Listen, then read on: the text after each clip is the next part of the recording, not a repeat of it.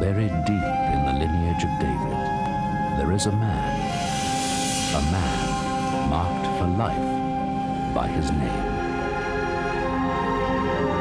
A man who thousands of years later would rise from obscurity because of a humble, heartfelt prayer.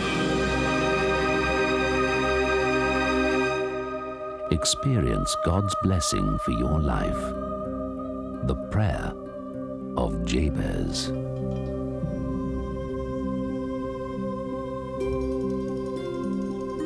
I used to think faithfulness was doing the best I could, and the results were up to God.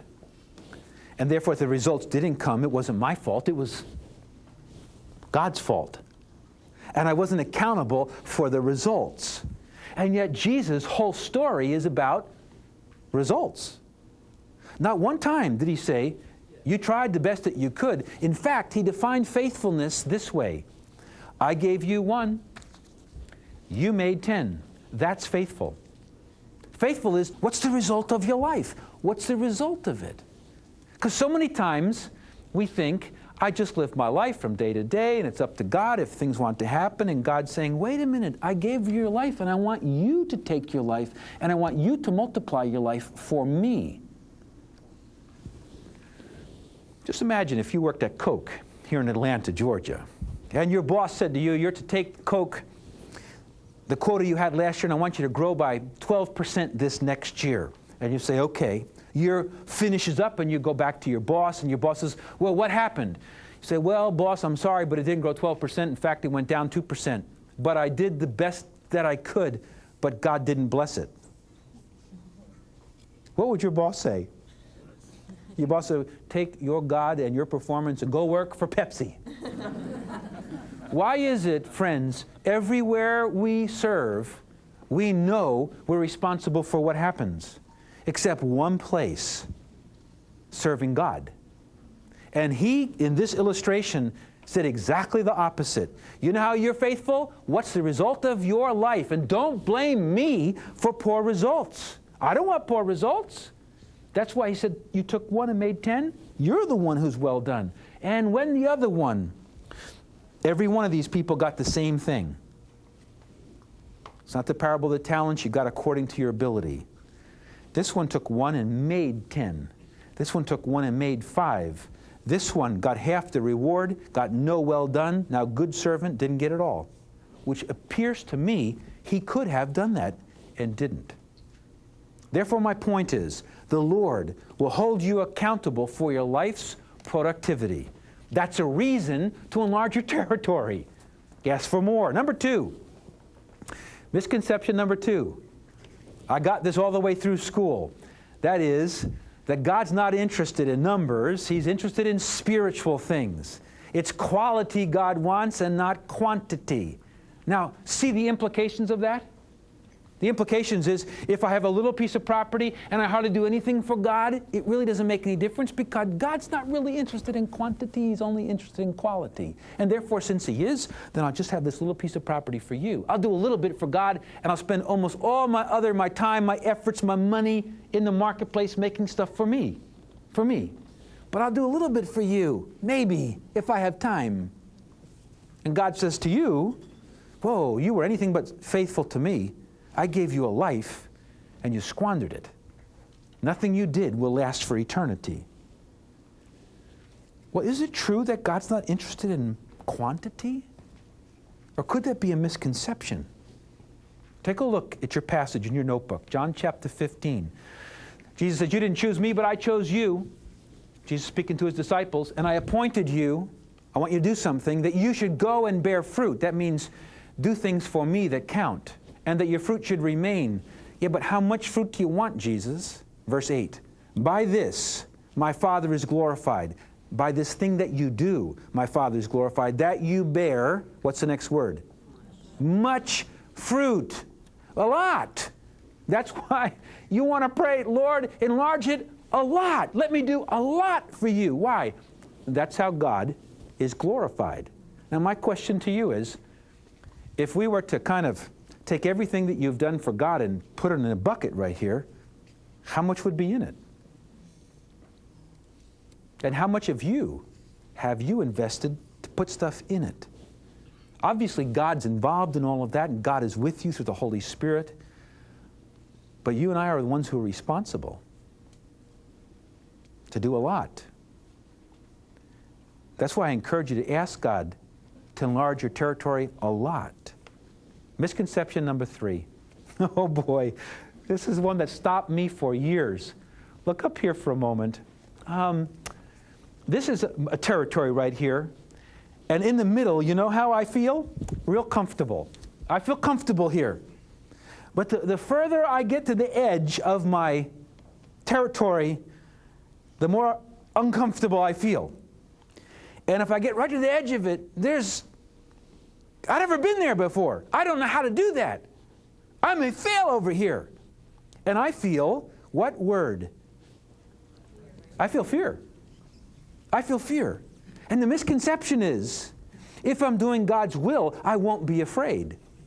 And because I believed that for years, I reasoned this way, and maybe some of you can identify with this, that when God brought me near to the edge of my territory, I felt afraid. I thought to myself, when God's in this, I won't feel afraid. Therefore, God mustn't be in this.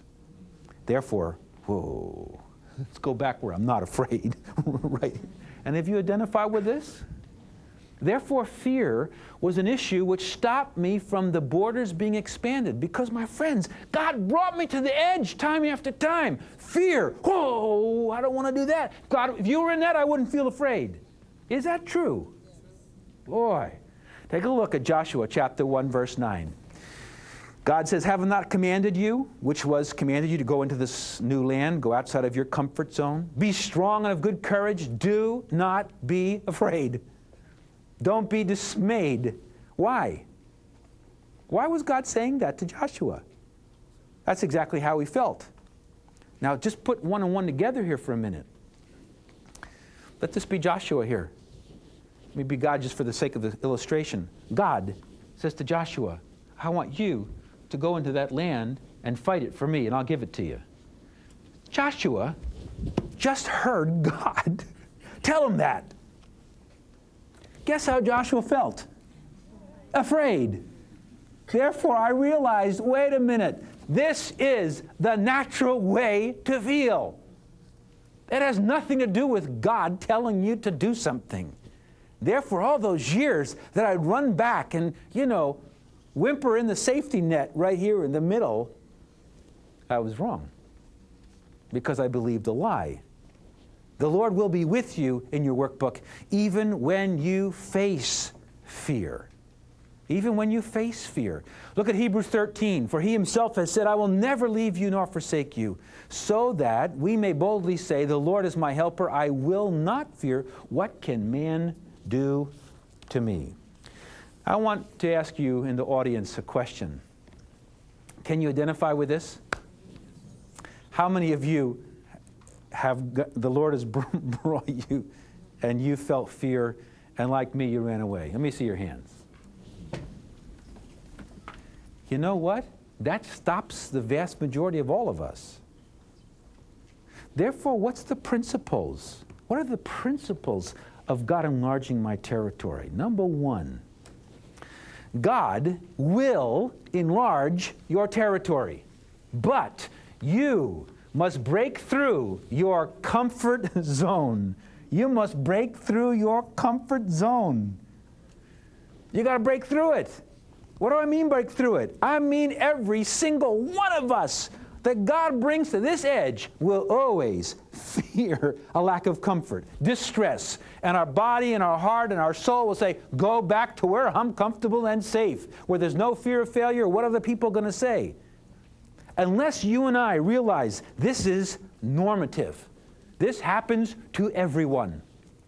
This happens to everyone.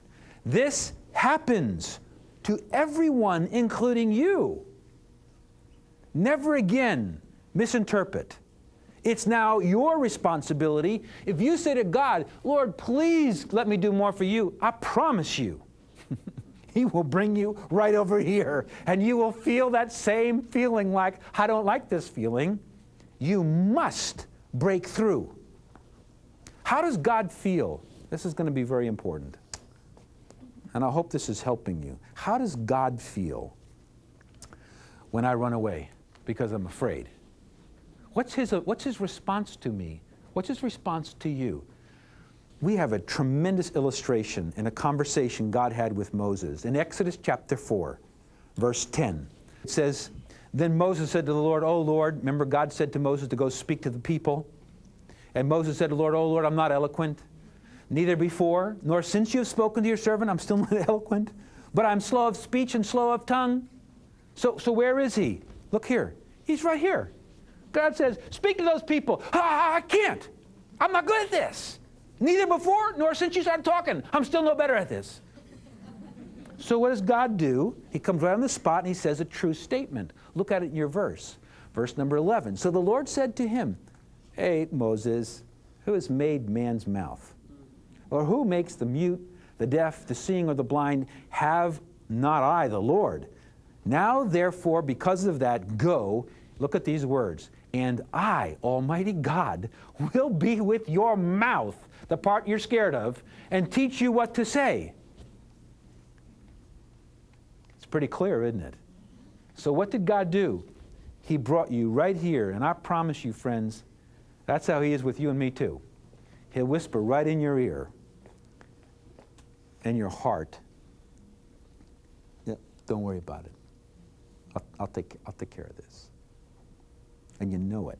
The fear's still there, but you know it. So what did Moses do? Oh, don't miss this. What did Moses do? Verse number 13. But he said, Oh, my Lord, please send by the hand of whomever else you may send.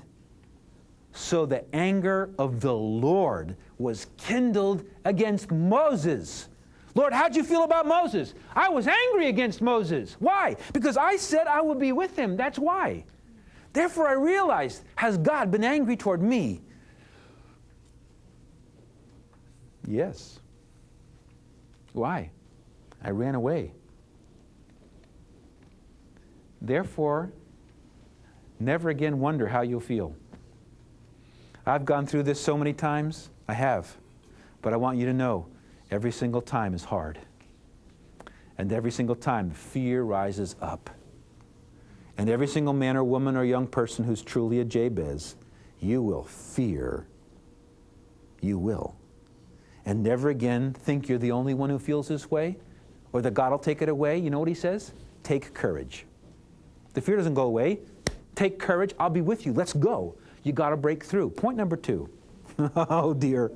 You're tracking with me. How many are with me? Now, I want you to see something else here.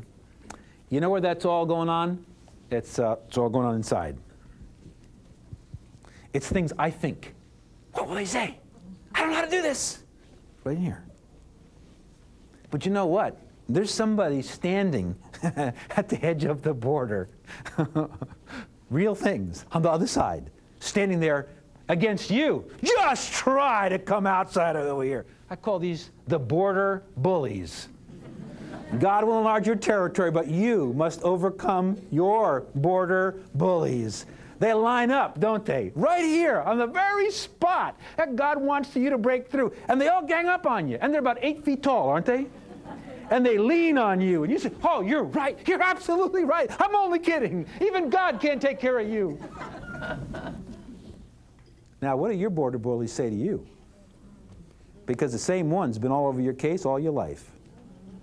What are they saying to you? You know what that border bully's called? Goliath. He's called Goliath. And you know what's on the other side of this?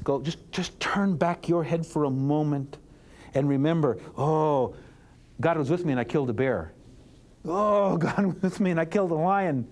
God will be with me when I face my next bear called Goliath. And those border bullies, my friends, are as real as you are. You can almost touch them sometimes, can't you? Do you know what? They lean against you this way. They're not standing back here saying, no, they're pushing. Why? They don't want you going this way. They want you to go this way. Because guess what? Guess whose territory is out there? The enemies. The enemies. And the enemies doesn't want you, so that's where they push. They push hard. And it's a sad thing to say that so many times, men and women whose territory used to be here, they let the border bullies push and push and push until they're all stuck right here. And they say, you know, the good old days, God used to bless me and use me. And God's saying, wait a minute, I am not changed. You got them and I have them. What's the names of those that are stopping you? You know how we think about this? We think about this, it's exaggerated. It gets bigger than real. It's on the outside. It's other people. It's what about money? What will people say? I've never done this. What happens if I fail? Well, take a look at this passage in number 13. This is when some people faced real giants, but look how they stated it. The land through which we have gone as spies is a land that devours its inhabitants. It devours its inhabitants? You know what he's saying? They eat us. That's not true. Next overstatement. And all the people whom we saw are men of great stature. All of them are giants? Every single one of them? Yes! That's an overstatement. That's also not true. Then we saw the giants, and we were like grasshoppers in our own sight. And so we're in their sight. In other words, my friends, everybody who saw you thought you're a grasshopper. That's what you're saying. Do you realize what happens? We squat down in fear and make them bigger and bigger and bigger. When in reality, God will be with you. Don't you worry about them. Break through your comfort zone and let's go. Point number 3. God will enlarge your territory, but I have some bad news. I have some bad news here. And I wish somebody had told me this. We think if God brings us and enlarge our territory, it's going to be easy when we get out here. And if it's not easy, you know what people oftentimes say? If God was in this thing, it wouldn't be so hard. I must have misunderstood God. Therefore, they'll go back and they just bring some of their territory back with them. We think, misconception, if God's in it, it's going to be easy. My friend, it's not easy. It is very difficult. It is hard. You will fail. You will fall. People will misinterpret you. You will make mistakes. You will wonder in the darkness of the night if you ever should have done it. That's the way it is out here, friends, until it's your territory. Then the light's here, and there's no more fear, and you have a new territory. It's this big. So point number C, God will enlarge your territory, but you must struggle to occupy it. You must struggle to occupy it, and it can be very hard. Take a look at Joshua chapter 1, verse 11. You'll see these two things. Pass through the camp, God said, and command the people, saying, prepare provisions for yourselves, for within 3 days you will cross over this Jordan. Now watch carefully these words. To go in to possess the land which the Lord your God is giving you to possess. Wait a minute. If He's giving me to possess it, why do I have to go in to possess it? The same reason God says, I will fight the battle for you. Now go fight. So which part is true? Yes. Yes. It's the people who think it's all God that don't do anything. And it's the people who think it's all them that never see the hand of God. It's all of you. It's all of Him. And in time, your comfort zone will grow and grow and grow and grow, and pretty soon you'll have some new territory. And you'll say, I can't believe I'm doing this for God. I can't believe this. And you look back to where you were and you say, I can't believe I lived like that. And then you have the next challenge. Will you pray again? Now you know what happened. Will you ask again? Because that's the Jabez heart. Lord, never a limit. You are never limited.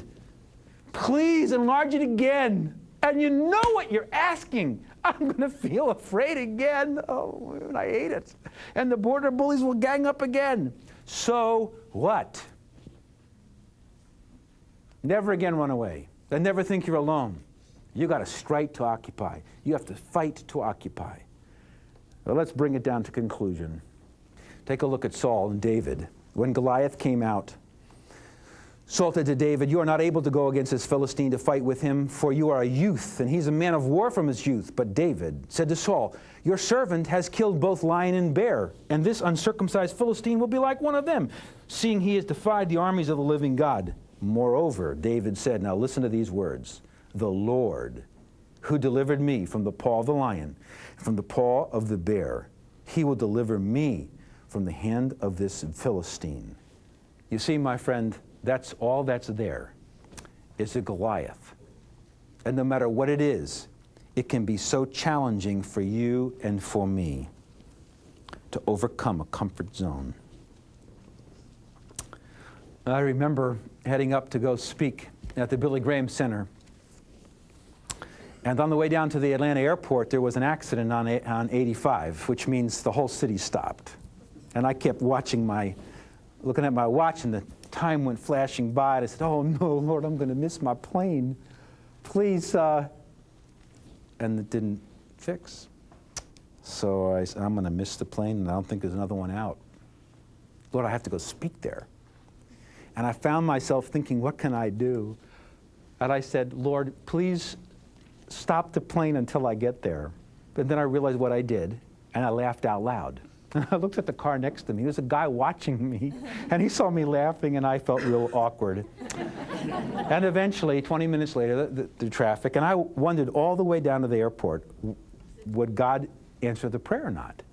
And I went up to the concourse and turned right, and there was all these people. And across the top, it said, "Delayed." I was so excited. And I walked over to the desk behind Delta, and I said, "Oh, your plane is delayed." She said, "Yeah." I said, "I know why." No. She said, "What do you mean you know why?" She said, "Well, I have to speak up where we're going, and it was a traffic accident. I asked God to hold the plane." No way. There was a lady next to her. She says, "Wait a minute, I believe in prayer. God could have done that." I said, "Ma'am, he did do that." Well, I came back around, and there was no seats. And so I stood right here against the glass looking over where the planes were. I kind of got regrouped. I said, "Lord, I got a few minutes here. How about enlarging my territory for you? Send me somebody who needs you." Whenever I pray that, I always do the same thing. I turn around to see who it is. And I turn around, and there was a woman dressed in all black leather. And I said, "Lord, send someone else." She had a hardness in her face, and I was, oh no. Well, she was not in a good mood, and we began to talk a little bit, and I said, "I bet you're glad the plane was late too." She said, "Oh yeah." And I realized she had an edge in her voice. So I found out she was a physician. And I said, "Do you give any free advice?" She says, "Right here." I said, "Oh yeah, I have a question." She said, "Okay." So she gave me some good advice, and I said, "Now, what can I do for you?" "Nothing." "Yes, I can."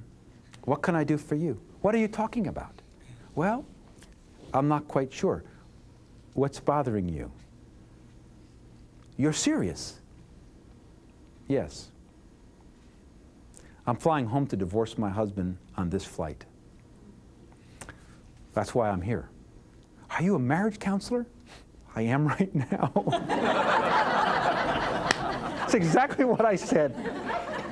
Well, we began to talk, and she got emotional. Because you know what? I just asked God to send me somebody that he wanted me to do for him. So you can count on this. Miracles happen all the time. It's wonderful. You don't have to know what you're doing. He'll help you. So she began to get a little emotional. There was too many people around, and I felt uncomfortable for her.